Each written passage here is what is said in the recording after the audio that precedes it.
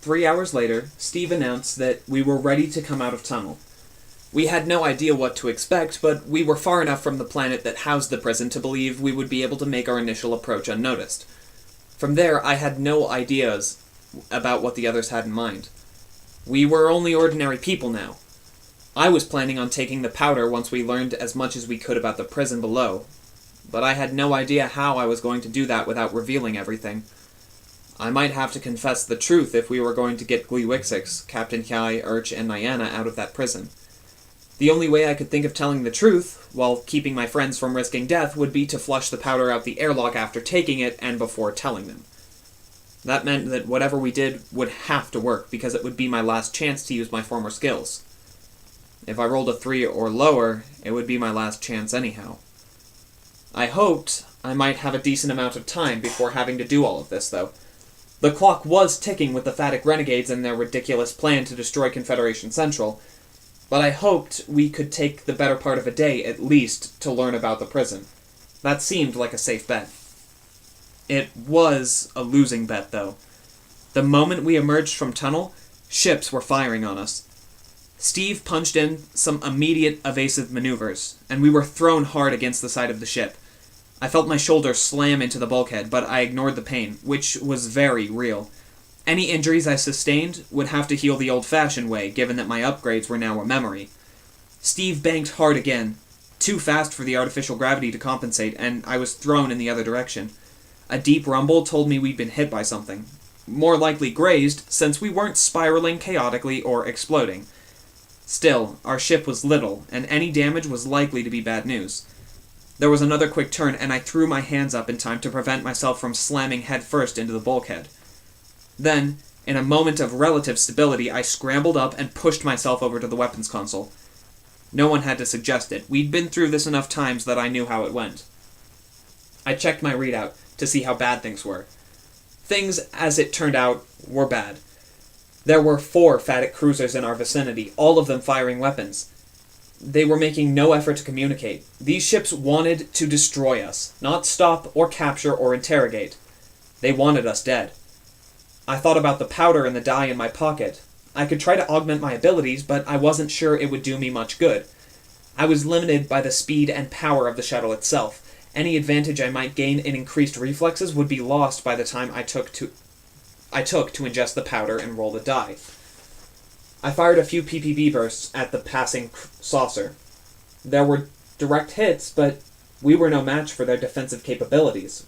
We were a simple long-range shuttle up against 4 death machines. We were not going to win this battle.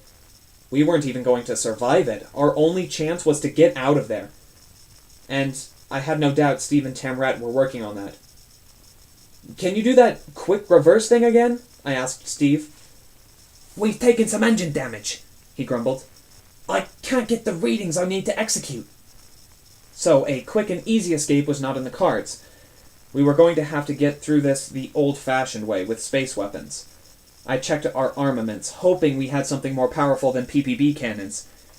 There were no dark matter missiles, but there was something marked classified. Planet Pleasant was, after all, an experimental research facility. It was entirely possible that this shuttle was fitted with a cruiser-busting prototype. On the other hand, it could be the latest and most advanced model of self-destruct features. There was no way of knowing. Steve took us into a steep dive, and I felt like my stomach was squeezing itself into my nose as his evasive maneuvers pushed the artificial gravity to its limits. He managed to dodge a killing blow, but the PPB grazed one of our engines, and I felt a sharp lurch. "I'm losing navigation," Tamrat said, punching furiously at the console.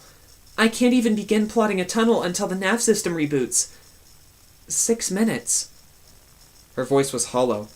We all knew Steve was good, but even he couldn't dodge weapons from 4 saucers for 6 minutes. "There's a hidden weapon on board," I told Tamrat. "If you can unlock it, maybe it will save us." "Or maybe it will kill us," Misun said. "That's a real possibility," I agreed, "but those 4 ships out there will kill us for sure if we don't pull a rabbit out of our hat." Tamrat nodded and began working to decrypt the secret weapon. Meanwhile, Steve did his best to avoid more blows, but we still took a few hits. I fired off our weapons as best I could, but we were barely even scratching them. As near as I could tell, they weren't even trying to avoid our fire. We were a mosquito fighting a bear. We might get a few stings in, but sooner or later we were going to get squashed. I kept looking over at me son, who was working the communication station. Surely they were going to call on us to surrender. I didn't much like the sound of that, but we had escaped from enough tight spots to think it was a reasonable option. If they would stop shooting at us, I could take the powder and hope for the best. That was a situation I could deal with. But me son sat, staring at nothing. No one seemed interested in asking for our surrender. Then, 2 things happened simultaneously. I've got it, Tamrat shouted. It's some kind of shield buster. This looks like just what we needed. The other thing was that we took a direct hit that knocked out all remaining propulsion systems. Losing the navigation had been bad. Losing altitude control was catastrophic. The ship careened through space, knocking us around the insides like popcorn inside a popper. I was strapped into my chair, as were Steve, Tamrat, and me son, but the others were getting hit hard. I lost all ability to lock on with my weapons. If I had taken the powder when it first occurred to me, I might have been able to fire the super weapon even under those conditions. Now, I couldn't even get my fingers to hit the right buttons. I'd made the wrong call, and now we were all going to die. Somehow, miraculously, Steve righted the ship. I'm holding us and everything together with temporary plasma clamps, he told me. But they're not going to last long. Power's low. If you've got something to fight back with, do it now. I wasted no time. I accessed the secret weapon, hoping that it would somehow be enough to slow them down. I tried to establish a hold on the nearest cruiser, and got a perfect lock, and fired. Nothing happened. A weapons malfunction message flashed across my console. The text was advising me to check the operations manual, but we weren't going to live long enough to even find an operations manual. With nothing else to do, I fired a volley of PPB bursts, hoping to slow the attacking ship down. I watched, expecting the 5 shots to bounce off like they were completely harmless. 1, 2, 3, 4. The 5th one caused a massive explosion along the side of the saucer. Flames spewed out of a gash in its side as oxygen gushed into space. An instant later, the flames were gone as emergency plasma shields sealed the leak. But the saucer was wobbling through the void. It was out of commission. I checked my readings. I had no idea how that had happened. A more powerful PPB against a weaker ship, hit at just the right circumstances, might cause noticeable amounts of damage. But a crippling blow like that? It was impossible. I looked over my screen, trying to figure out why those blasts had been so effective. The shield-busting tech hadn't deployed, so why had we been able to damage that ship? Was it some sort of experimental PPB? Had I somehow hit a dark matter missile just as it was launching? It would have been like hitting a bullet with another bullet. It could theoretically happen, but I doubted we would be that lucky. It had to be something else. While I frantically reviewed the data, another of the Phatic cruisers took a hit. A blast of energy hit it from below and burst through the top side, spewing flame and debris. The ship, a second before illuminated with thousands of lights, went dark. It had suffered a complete power loss, and I hadn't even fired at it. Slow though I was, I now understood at least the basics of what was going on. There was another player involved, and if it wasn't working with us, it was at least working against our enemies. While I stumbled to my feet, me son pulled up the image on our view screen. A rectangular Confederation ship was rearing up behind us, firing at the 2 remaining cruisers, both of which were withdrawing rapidly. A second later, me son announced we had an incoming transmission. An image came up on the screen from the inside of the Confederation ship's bridge.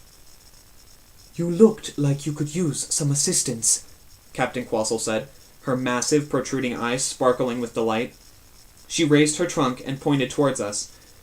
She was one of the first aliens I'd ever met, and she was still one of the strangest-looking beings by Earth standards.